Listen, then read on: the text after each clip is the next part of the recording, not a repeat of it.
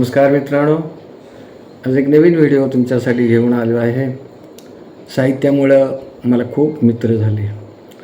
वयाचा मुलायचा न ठेवता किंवा वयाचं कसलंच बंधन नसताना आमची मैत्री झाली. अशाच एका किरण तोडकर उर्फ सूर्यवंशी या एका नवोदित कवीची आणि माझी ओळख झाली.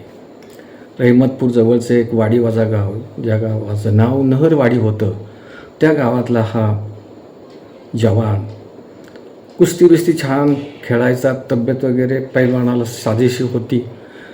परंतु कुठेतरी एका फडात कुस्ती खेळताना नको ते संकट त्याच्यावर ओढवलं गेलं आणि तो अपंग झाला. व्हीलचेअरवरचं त्याचं जगणं सुरू झालं, पण तो खचला नाही आहे. त्यानं कवितेविषयी भरभरून अभ्यास केला, बोलू लागला. माझ्या कवितेत त्याला काय सापडायचं कुणास ठाऊक, पण मला जे सापडलं नव्हतं ते त्याला माझ्या एका कवितेत सापडलं आणि ते मी रेकॉर्डिंग केलं. माझ्या शिवाऱ्यातल्या कविता तो नेहमी वाचायचा आणि एक काळ असा होता, काय कळलं नव्हतं ते त्यानं शोधून काढलं आणि मला सांगितलं. एक चांगला पैलवान, एक चांगला कवी. मी सुद्धा लहानपणी पैलवान होतो, कुस्त्या खेळल्या, पुन्हा कवी झालो. ही कवी आणि पैलवानांची आमची नाळ जुळली आणि आमची मैत्री वृद्धिंगत होत गेली. तो अपंग झाला पण खचला नाही. त्यानं Helen Keller, Arunima Sinha, Wilma Rudolph या अपंगातून मोठी गरुड झेप घेणाऱ्या स्त्रियांची आत्मचरित्र वाचली आणि आपणही काहीतरी करायचं असं त्यानं ठरवलं. किरण तोडकर उर्फ सूर्यवंशी व्हीलचेअरवर बसून सारे जगणं सुरू केलं. त्यानं गरुडझेप घेण्याची आकांक्षा मनात बाळगली. असे कितीतरी साहित्यामुळं वयाचा मुलायजा न ठेवता मला दोस्त मिळाले आहेत, पण त्यांच्याबद्दल सांगणं म्हणजे एक स्वतंत्र व्हिडिओ होईल. पण तूर्त माझ्या एका कवितेवर नकळत किरण तोडकरनं केलेले जे परीक्षण आहे ते मी शब्दात पकडलं आहे, ते तुमच्यापर्यंत पोहोचवतो आहे. ते तुम्ही ऐकावं एवढीच मी आपणाला कळकळीची विनंती करतो आणि थांबतो. नमस्कार सर. सर तुमची आज सोमवारच्या शिवारातील कविता एक 64वी कविता. हां, ठीक आहे. ओके. 64वी कविता आज सकाळी पडली ग्रुपवर. आणि ग्रुपवर काय तुम्ही मला नेहमी पाठवता, मी तुम्हाला नेहमीच पाठवा म्हणून, आणि पाठवली तुम्ही ती कविता. 62वी कविता आहे तुमची. होय. की एक काळ कसा होता. एक काळ असा होता. एक काळ असा होता म्हणजे भूतकाळात जातो कितीतरी वर्ष, म्हणजे 50-60 वर्ष दिवस माग, आणि तो आठवतो. मी तुमच्या कवितेवर थोडस मला बोलायचे आज. अरे जरूर बोल. कारण माझी कविता कधी कधी मला कळत नाहीये, पण ते तुझ्याकडनं कळते असं मला भासतं. का कुणास ठाऊक. जरूर बोल आणि मी ते ऐकायला आतुर आहे. आणि काय चुका असतील तर त्याही सांगायला म्हणजे हिचकिचू नकोस किंवा हे करू नकोस. नाही नक्कीच सर. बरं का, ठीक आहे. ओके. सर तुम्हाला सांगेल, पहिल्या कडव्यात तुम्ही सर बोललाय कवितेचं शीर्षकच एक नंबर दिलंय, एक काळ असा होता. भूतकाळ जातं म्हणजे एक काळ असा होता, म्हणजे नक्कीच ही ग्रामीण भाषा बोलीवरची कविता असणार. त्या कवितेतून दिसून येतं.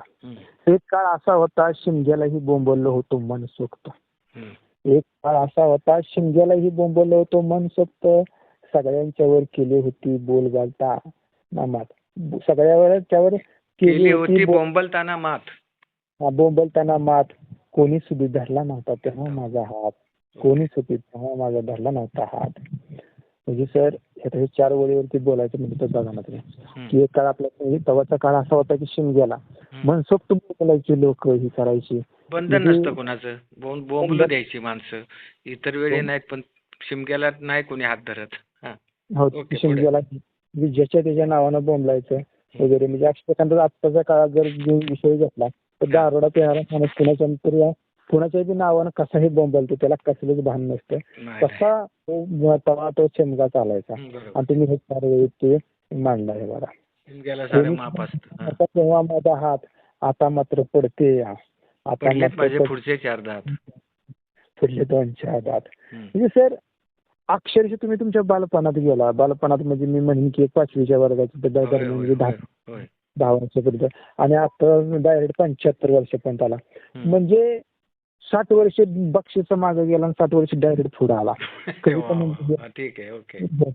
की मला ते एक जाणकार लेखकाने सांगितलंय की आम्ही वाळवंटात बसलो होतो आणि मला ते जसं खांडेकर असतील किंवा अजून दुसरं कोण, त्याची कविता समुद्रावरनं सुचली होती. म्हणजे कवीची कल्पना किती असते मोठी ती ह्या कवितेच्या ओळींच्या वरनं कळते. वाळवंटात बसून समुद्रावरची कविता सुचणं चांगली कल्पना आहे. आणि आता तुम्ही 2-4 दात पडल्यानंतर तेव्हा ते बालपण आठवणं आणि ते बी ग्रामीण बोली भाषेतलं सण ह्याचा उल्लेख धरून. करेक्ट. हा, आता मात्र पडतले 2-4 दात. बॉम्ब फुटली होती तरी आवाज काय फुटत नाही. बॉम्ब फुटली होती तरी आवाज काय फुटत नाही. नाळ काय सुटत नाही, बाटली काय सुटत नाही. नाळ काय सुटत नाही, बाटली काय सुटत नाही. तो काळ असा होता. वाजवून फटाके केल्या होत्या साजऱ्या देवाने. सर तो काळ खरंच होता. म्हणजे फटाके कसे तुम्ही बघा, मी तुम्हाला आता बोललो होतो की कवी वाळवंटात आणि त्याला सुटत होतं. आता तुम्ही याचा सण घेतला आणि डायरेक्ट तुम्ही दिवाळीकडे आला. म्हणजे काय, म्हणजे पहिल्या 6 ओळी तुम्ही शिमग्याचा समजा भावातच सांगून टाकला. करेक्ट. नंतर दिवाळीकडे आलो. मग शिमगा नंतर मग काय येतं, कारण आपल्या शिमग्याला समजा सुरुवात होती सणांची, की त्यानंतर डायरेक्ट मग मोठा सण कुठला आपला दिवाळी. आता त्याच्यावरती कसं लिहित आमचं शिमपेश्वर बघा बरं का. ते काळ असा होता. वाजवून फटाके केल्या होत्या साजऱ्या दिवाळ्या, जरा बोलवून केल्या होत्या होळ्या. जशा बोंबलून केल्या होळ्या केल्या. अंगभर तेज होतं, करत नव्हतं कोणी कार. अंगभर तेज होतं, करत नव्हतं कार. सुख समाधान आनंदाने खूप उडवले बार. सुख समाधाने आनंदाचे खूप उडवले बार. पण आता दुःख काय संपत नाही, सुख कुठे दिसत नाही आणि व्यसन काय सुटत नाही. अप्रतिम वरी सर, की मला असं वाटतं की हे शाब्दिक कविते की माझ्या मनात बरं का, प्रत्येक दारुड्याचं हे मनोगत असतं बरं का. तो काय आनंदाने घेतोय असं नाहीये, पण वेदनानं सुरुवात होते आणि ते त्याली वेदना संपत नाहीत, सुटत नाहीत. पुढे बोल. पण तवाचा काळ कसा होता, म्हणजे तवा म्हणजे तुम्ही तेच मांडलंय काय बा की किती सुख समाधान होतं तवा. म्हणजे फटाके वाजवताना वगैरे हे करताना अंगभर तेज होतं. अंगभर शब्द जेज नाही तर म्हणजे कसा शब्द वापरलाय कवीनं, अंगभर तेज होतं. म्हणजे आता इतकं वैकल्य वा तुफान पैसा आहे, पण माणसाच्या अंगात तेज नाही. बालपणीचं ते गुटगुटीतपणा. ठीक आहे.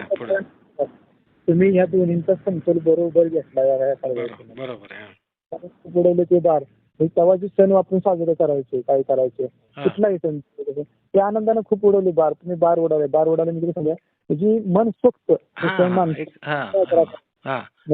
आनंद उपभोगला म्हणून ते बार उडवले भोगला. पण आता दुःख काय संपत नाही, सुख कुठे दिसत नाही.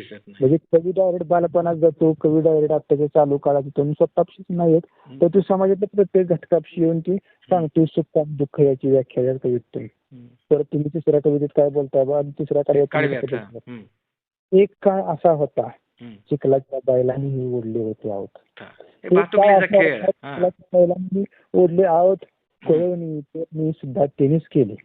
टेनिस खेळले होते, शेतात धान्य उगवले, ते खाऊन भागली होती भूक. म्हणजे ते खाऊन भागली होती भूक. चिखलाचा बैल कधी सुद्धा सुटून गेला नाही वैरण खाऊन. चिखलाचा बैल कुठे सुद्धा गेला नाही वैरण खाऊन पिऊन. चुलूक भर सुद्धा मुतला नाही, कशात म्हणून कशात गुंतला नाही. तर अक्षरशः मी हे कवितेला नतमस्तक का झालो की ज्या ठिकाणी माझ्या आजोबांचं म्हणजे नामदेवांचं खळं होतं, त्यांच्या भावांचं खळं, 3 भावांचं, त्या ठिकाणी होते. आणि त्या आजोबांच्यापासून मी चिखलाची बैल करून घेतो. आणि तुम्ही जसं म्हणताय तसंच मी आमचं एक परड आहे त्याला वाडी म्हणायचे लोक. तिथे तांबूळ वगैरे असं तेव्हा चालायचं वगैरे, घरगुती कारणात होतं वगैरे. पण तुम्हाला सांगतो तवाच्या चिखलाचा बैल करून घ्यायचो. तेव्हा आम्ही ती कुळव बनवायचो, तास बनवायचो. त्याची त्या जोंधळ्याच्या दांडाचं आपण सगळं बनवायचो, बेंद्राचे बैल आपण त्याला झुंपायचो, झू त्याच्या मानेवर द्यायचो आणि ते पिकलेलं धान्य काढायचं. मग ते तेच की. आणि ते धान्य पेरायचं तिथलं थोडंसं मागे टाकलं होय, होय, ते होय. मनाची कल्पनेनं उगवलं जायचं. मला असं नुसतं मुठीत घेऊन बघा असं आपोआप मनानंच खायचं, पोट भरायचं. हा. तर त्या गोष्टी त्या केल्यात या. आणि ते कडवं तुम्ही तिथं म्हणजे ती किती ग्रामीण भागात तेव्हा तुम्ही बैल काय होता. जर चिखलाचा बैल त्या लहान मुलासाठी हे असेल तर मग काय म्हणजे जर जो जिवंत बैल तेव्हा शेतकऱ्यासाठी काय होता ही जर कल्पना केली तर निश्चितच माणसाला कळेल की ह्या कवितेचं कडवं नक्की काय अर्थ आहे ते. आणि चिखलाचा बैल तुम्ही तिथं मांडलाय की तो कुठे सुद्धा गेला नाही. वैरण खाऊन पिऊन चुलभर सुद्धा मुतला नाही. तर मला म्हणायचं की तो चिखलाचा बैल होता. मग चिखलाच्या बैलासारखं त्याची मांडणी करता आली पाहिजे. त्या शब्दांचं व्याकरण तसं पाहिजे. कसं आहे किरण बरं का की आपल्या दावणीचा जिवंत बैल आहे त्याचं सगळं शेणमूत काढावं लागतं ना. चिखलाच्या बैलाचा काय त्रास आहे का आपल्याला म्हणजे भातुकलीच्या खेळातल्या त्या मुलांना म्हणून ती कल्पना घेतली. पुढं परत एक काळ असा आहे तुम्ही 4थ्या काळात बघा बोलताय भातुकलीच्या खेळात म्हणजे खर्च कविता हे करताना अक्षरशः मन ते बालपणात जातं आणि डोळ्यातून अश्रू येते. भातुकलीच्या माझं लग्न झालं. ते आपण भातुकलीच्या खेळात मी खेळलोय, हे सगळे खेळलोय. त्यावेळेच्या त्या माझ्या मैत्रिणी आठवतात, मित्र आठवतात.